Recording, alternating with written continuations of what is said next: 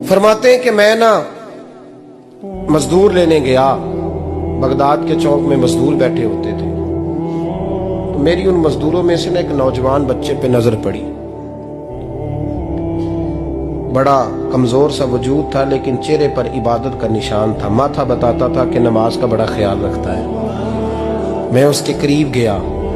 चेहरे भी बड़ा कुछ बताते हैं ना, चेहरों में भी बड़ी रानाई होती है। फरमाते मैं करीब गया, मैंने उसको कहा बेटे मजदूरी करोगे? तो कहने लगा मजदूरों में बैठा हूं तो जरूर मजदूरी के लिए ही तो बैठा हूं। तो मैंने कहा कि चलो फिर। कहने लगा नहीं, मेरी कुछ शर्तें।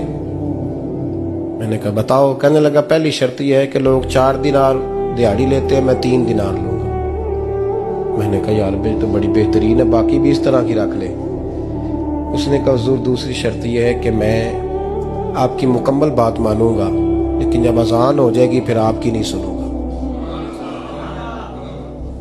तीसरी बात उसने ये की कि हुजूर मैं आपके घर में काम करूंगा पर आपके किसी सवाल का जवाब नहीं दूंगा। कहते मैंने कहा यार तू बड़ा अजीब है, शर्तें तो मालिकों की होती हैं। कहने लगा जी बहरहाल मैं शर्तें लगा के जाता हूं। फरमाते मैं उसे घर ले आया, काम मैंने उसको बताया, तो जो काम मजदूर सारे दिन में करता है ना उसने 2 घंटे में ही कर दिया। हमारे मजदूर सिगरेट पीने में भी तो आधा घंटा लगाते हैं, वो चाय पीने जाए तो पौना घंटा वहां। उनको भी तो दयानतदारी करनी चाहिए कि नहीं करनी चाहिए? ने मुआहदा किया है ना जी, तो पूरा उतरना चाहिए ना। कहते 2 घंटे में। अब काम जब बंदा शुरू कराता है तो काम और निकल आता है। कहते काम मैंने उसको और बता दिया, वो करने लगा। उसने मिट्टी निकाल के रखी थी बाहर रास्ते में, तो अजान हो गई जोर की।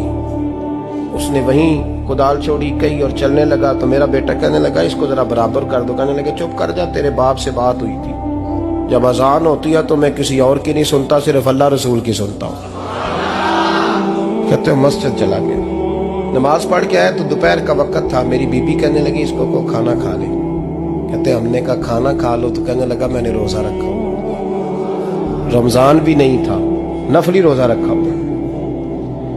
फरमाते हैं शाम हुई, मैंने 3 दिनार दिए, तो मैंने कहा तेरा नाम क्या है? कहने लगा मैंने आपसे कहा था मैं किसी सवाल का जवाब नहीं दूंगा। कहते वो चला गया। अगले दिन मैं फिर लेने गया उसे, काम कुछ और निकल आए, तो लोगों ने बताया वो सिर्फ हफ्ते वाले दिन आता है। मैंने कहा क्यों? कहने लगे जी वो कहता है मेरा हफ्ते का खर्चा 3 दिनार है, जब 3 दिनार कमा लेता हूं तो बाकी सारा टाइम अल्लाह रसूल की जिक्र में गुजार दिया करता हूं। फरमाते हैं जी अगले हफ्ते मैं फिर लेने गया, मैंने पूरा हफ्ता इंतजार किया कि काम उसी से कराना है। मैं जब गया तो मैंने कहा चलो। कहने लगा मेरी शर्तें याद है ना? और मैंने कहा याद है भाई, साथ चल। फरमाते हैं काम कराया, 2-3 हफ्ते वो आता रहा। 1 हफ्ते में गया तो लोगों ने कहा हुजूर आज नहीं आया। क्यों? कहने लगे बीमार हो गए। कहाँ घर है? कहने लगे बगदाद के कब्रिस्तान के पीछे जो कच्ची आबादी है उसमें रहता है। फरमाते मैं गया, दरवाजे पे दस्तक दी तो कहने लगा हुजूर आप हैं? दरवाजा खोला है, आ जाइए।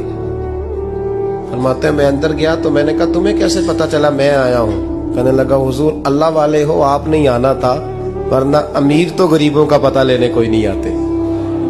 कहते मैं करीब गया तो कहने लगा मैं आपका इंतजार कर रहा था, तेज बुखार है, तप रहा। जेब से कुछ पैसे निकाले, कहने लगा ये पैसे रख लें। एक अंगूठी निकाली, कहने लगा हुजूर आज रात को मेरा इंतकाल हो जाएगा, इन पैसों का कफन खरीद के सुबह जनाजा पढ़ के मुझे दफन कर देना, और जब दफन करो तो ये अंगूठी लेके असर के बाद हारून रशीद के पास जाना। आप उसे कहना मैंने मिलना है पर वो आपको टाइम नहीं देगा। आप उसको आवाज दीजिएगा कि तेरी एक अमानत है मेरे पास, फिर वो आपसे मिलेगा तो अंगूठी दे दे, फिर आप मेरी तरफ से फारिग हैं। हजरत फरमाने लगे तेरा नाम? और कहने लगा हुजूर वक्त थोड़ा है, आज रात मैंने जाना है, बड़ी लंबी माफी मांगनी है रब करीम से, अगर मुनासिब समझे तो मुझे अपने रब से तन्हाई कर दे। फरमाते मैं आ गया पर उसकी बातों ने मुझे सारी रात सोने नहीं दिया। फरमाते सुबह बड़ी मुश्किल से सूरज निकला, मैं गया दरवाजे पे हाथ रखा तो दरवाजा खुला हुआ था। अंदर दाखिल हुआ तो खुशबुएं मेरा इस्तकबाल कर रही थी। जब चेहरे से कपड़ा हटाया तो उसका तो इंतकाल हो चुका। इंतकाल हो चुका है, ऐसे है जैसे किसी का दीदार करके सोया। कहते मैं तो 2 आदमी ले गया था जनाजे पे, पर पता नहीं दुनिया किधर किधर से आई, कहां कहां से। अखां जदों मीटियां जमाना मैनू रोवेगा, अपना ते अपना बेगाना मैनू रोवेगा। फरमाते हैं मैं तो 2 बंदे ले गया था, पर पता नहीं मखलूक कहां कहां से आई। जनाजा पड़ा, दफन किया। हारून रशीद के पास में असर के बाद गया, मैंने बुलाना चाहा पर बादशाह था, मेरी तरफ देखा ही नहीं। मैंने उसको कहा तेरी एक अमानत मेरे पास है। फरमाते हैं वो मुझे कोने पे ले गया, क्या बात है, कमरे में बुलाया, मैंने अंगूठी दी। हारून रशीद तो चीखे मारने लगा, कहने लगा अंगूठी वाला कहाँ है? मैंने कहा वो तो इंतकाल कर गया। कहने लगा मुझे कब्र पे ले चल। कहते मैं कब्र पे लाया तो वो लेट गया, तड़प के रोने लगा।